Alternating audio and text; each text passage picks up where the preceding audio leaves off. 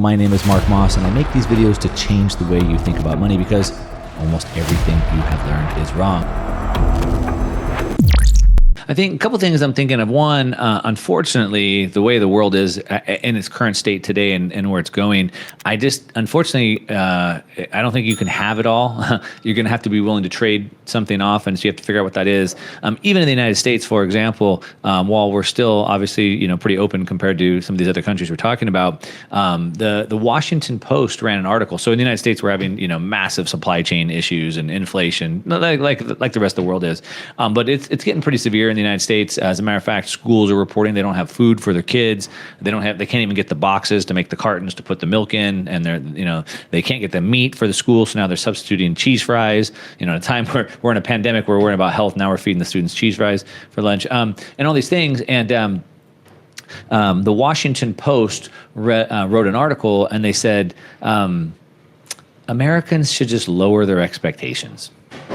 That's what they said. So, I know you used to be, in the article is what it said, I know you used to be able to have like a bag to put your food in. Like she was talking about like carrying a loaf of bread and it would be in a bag. But now I'll just carry the bag. I'll carry the bread home without a bag. Like I'll just lower my expectations.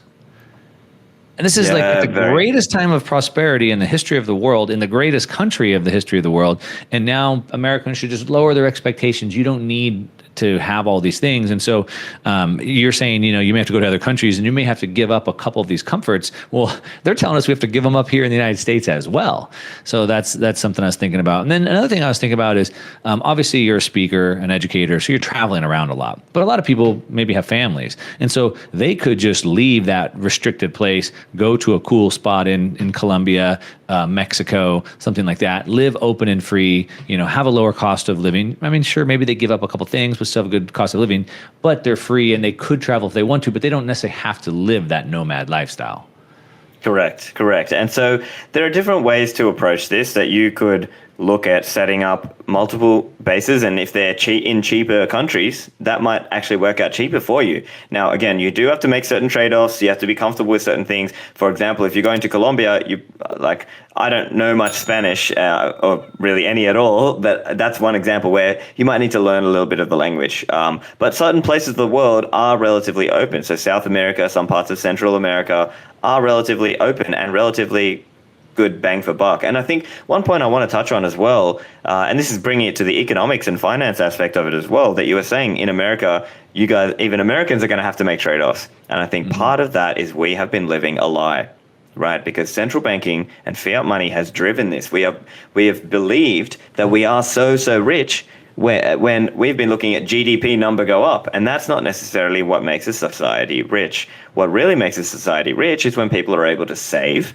and do what's called capital accumulation, and they can then use that to create better technology to then go and make us more prosperous, right? Get cheaper and more reliable energy, or better computers and phone technology and internet entertainment technology and video games, or whatever productive technology. And I view it like a lot of the world has been living a lie. We have been living this lie that people can just all flip houses to each other, all driven by fiat credit, and we're all going to get rich that way.